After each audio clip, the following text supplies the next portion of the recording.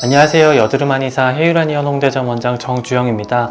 오늘은 이제 이 여드름에 관련한 이야기를 좀 해보려고 하는데요. 더 정확히는 이제 여드름 혹은 이제 여드름으로 인해서 발생하는 흉터가 유전인가? 그러니까 말 그대로 어떤 유전적인 소인을 가지고 발생을 하는가에 대한 이야기를 좀 해보려고 해요. 우리가 엄마 아빠를 아이들이 닮는다라고 하잖아요. 좀 이 얘기를 디테일하게 들어가 보면 이 외형이 닮았다 혹은 키가 크다 작다 이런 식의 어떤 외형이 닮았다라는 거는 뼈로 이루어진 이 기본적인 골격이 닮았다라는 이야기예요. 머리의 모양부터 해서 이제 팔다리의 길이라든지 심지어는 이 갈비뼈의 어떤 그 각도랄까요? 이 흉통의 어떤 그 너비 이런 부분들에서도 이 기본적인 구조 자체가 닮는다라고 보시면 되고, 갈비뼈의 어떤 구조가 닮았다라는 거는 이 안에 위치한 내장 기관들의 어떤 모양 그 구조 자체도 역시나 닮았다라는 거예요. 그러면은 당연한 얘기겠지만 그 뼈를 덮고 있는 이제 근육이라든지 또 그 위를 덮고 있는 피부의 형태 역시도 닮았다라는 이제 말이 되거든요. 모발이라든지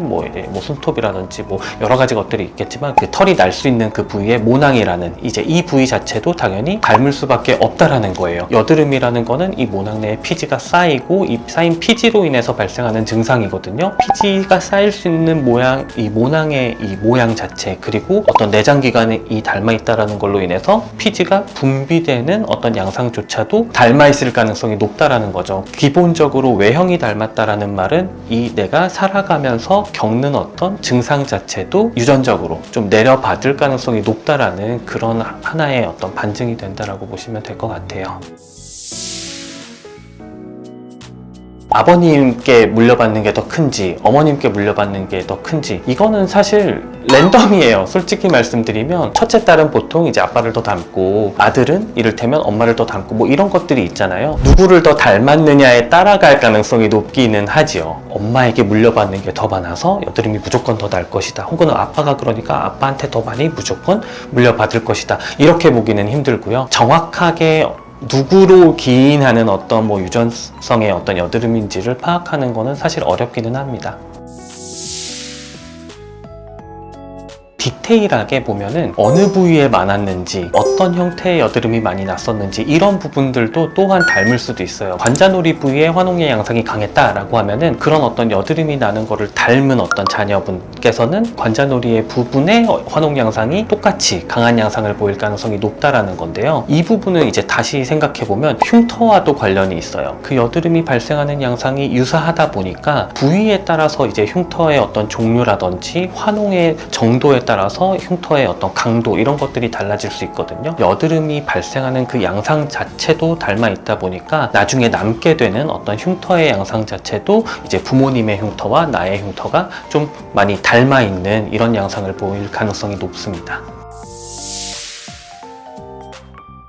결론부터 말씀드리면 여드름 발생 자체를 막는다는 것은 사실상 불가능한 부분이라고 보시면 될 것 같아요. 이 여드름이 유전적인 소인을 강하게 가지고 이제 발생하는 경우는 발생 시기가 성장하는 그 시기와 굉장히 맞물려 있거든요. 이 성장하는 그 시기에 있어서 이를테면 피지를 억제한다든지 이런 식의 어떤 약물 투여가 이전에 들어가서 이를테면 성장을 특히나 어떤 저해하는 요소로 작용한다거나 해서는 절대로 안 되기 때문에 쉽게 빠르게 먼저 미연에 복용하는 거는 사실 절대 해서는 안 되는 이제 부분일 거고요. 그리고 심지어는 증상이 이제 막 발현하기 시작한 그 시기에서도 말 그대로 그때도 이미 이제 성장을 막 한창 하고 있어야 할 그런 시기잖아요. 그때 이를테면 피지를 조절해 준다든지 이런 식의 어떤 약물들이 쉽사리 빠르게 투여돼서는 안 좋은 부분이 더 많습니다. 그래서 만약에 부모님께서 유전적인 소인이 염려가 되실 만큼 어렸을 때 여드름 혹은 꼭 여드름이 아니더라도 이를테면 모낭염이나 피부염이나 어떤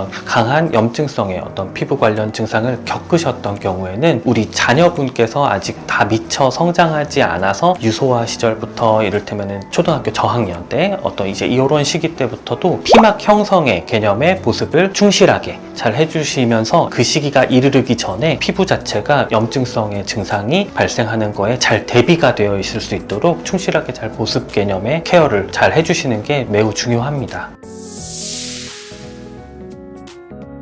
정말로 이 영양 상태, 어떤 식사라든지 이제 이런 부분들, 그리고 수면 습관, 이게 빠르게 재생을 촉진할 수 있는 그 기능에 있어서 매우 중요하게 작용하기 때문에 우리 부모님께서 유전적인 소인을 갖고 계시다라고 하면은 조금은 좀 철저하게 잘 조절을 해주시는 게 미연에 이제 여드름을 최소화할 수 있는 가장 좋은 방법이 될 수 있을 것 같아요. 그렇지 않은 경우에는 한창 이제 여드름이 막 발생할 수 있는 그 시기에 이르르면 정말로 이 피지 분비가 감당할 수 없는 굉장히 큰 폭으로 갑자기 확 하고 분비가 증가하거든요. 그러면서 폭발적으로 여드름이 생겨나게 되는데, 염증 반응을 완화하는 어떤 신체 본연의 어떤 기능이나 재생이 이제 빠르게 일어날 수 있게끔 하는 이 본연의 기능이 충분하지 못할 경우에는 이 분비가 굉장히 큰 폭으로 일어났을 때 여드름이 정말 너무 빠른 속도로 발생하고 환웅의 양상도 너무 크게 심하게 나타날 수 있다 보니까는요, 꼭 미연에 준비한다라는 이제 생각으로 피부에 관련해서는 뭐 보습 뭐 이런 부분들이 중요하겠지만은, 기본적으로는 이 어떤 그 영양의 어떤 섭취 상태, 그리고 이제 어떤 수면을 비롯한 습관에 관련한 패턴에 관련한 부분은 꼭 좀 잘 설정을 해주시면은 나중에 굉장히 큰 도움이 될 수 있을 거예요. 그리고 일단 한번 여드름이 발생한 경우에는 필연적으로 어느 수준 이상으로 뭐 부위를 넓혀가면서 조금씩은 더 늘어나게 되는 게 초기의 당연스러운 반응이거든요. 그럴 때는 늦지 않게 여드름에 관련한 어떤 그 치료 과정을 진행해 주시는 게 더 좋습니다. 피지를 인위적으로 억제하는 그런 형태의 어떤 피지 억제제나 이런 복용 같은 경우는 최대한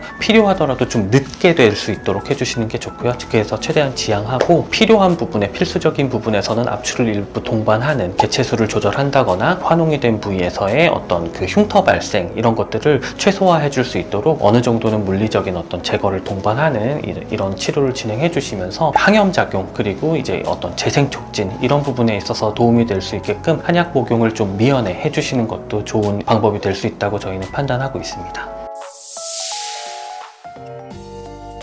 아까 제가 어떤 유전적인 소인으로 인한 여드름은 미연에 아예 안 나게 할 수 있는 거는 사실상 불가능하다라는 말씀을 드렸는데요. 흉터의 경우는 얼마든지 흉터가 남지 않도록 방지하는 것과 또 되려 가능하다라고 보시면 될 것 같아요. 미연에 이제 흉터를 남길 수 있는 부분에 있어서는 이제 적절하게 좀 제거를 이제 동반한 어떤 케어를 좀 진행을 해주면서, 결국에는 여드름이 이제 왕성하던 시기를 지나가면서 점점 하향하는 어떤 양상을 보이게 되거든요. 성인이 되는 그 초입에 이르기까지 꾸준하게 관리를 잘 해주시면서 큰 흉터가 남지 않게끔 그때까지 잘 관리를 해주시게 되면 지성의 어떤 양상이라든지 이제 이런 경우는 성인이 되면서는 되려 피부를 더 건강하고 좀 탄탄하게 잘 유지할 수 있다는 장점이 분명히 있거든요. 그 시기, 이 성인이 되는 그 초입에 이르기까지 큰 흉터를 남기지 않을 정도로 외부적인 처치는 조금은 꾸준하게 진행해 주실 수 있다라고 하면은, 여드름을 아예 미연에 막는 거는 불가능할지라도 이 흉터의 어떤 발생, 그 나중에 더 큰 스트레스가 되는 게 사실 흉터거든요. 이 흉터의 발생 가능성을 현저히 낮추는 데는 분명히 가능한 부분이라고 말씀드리고 싶어요.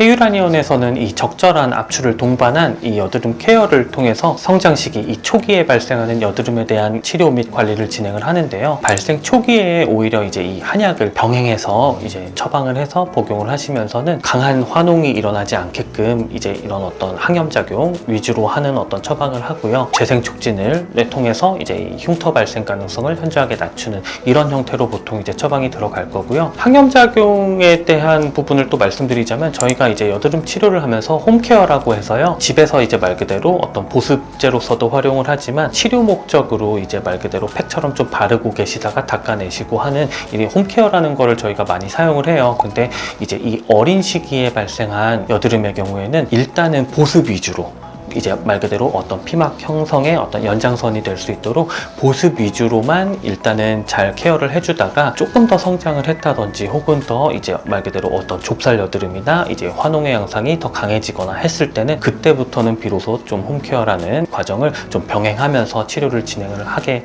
됩니다. 초기 치료 과정 이후에 뭐 이를테면은 짧게는 12주에서 이제 뭐 길게는 한 16주 내지 한 20주 정도 되는 초기의 기간 이후에는요, 한약 복용은 하지 않으시면서 말 그대로 어떤 현상 유지 및 이제 이를테면 흉터 방지를 위해서 꾸준히 발생하는 어떤 이런 면포나 이런 것들을 잘 조절해주는 형태의 외부 케어로만 이제 치료를 진행을 합니다. 이 성인이 되기 그 이전 단계에 이르기까지 건강하고 깨끗하게 피부의 어떤 상태를 유지하면서 그 성장이 끝자락에 이르를 수 있도록 하는 그 역할을 이제 이 헤유란에서는 이 케어의 형태로 진행을 하고 있어요.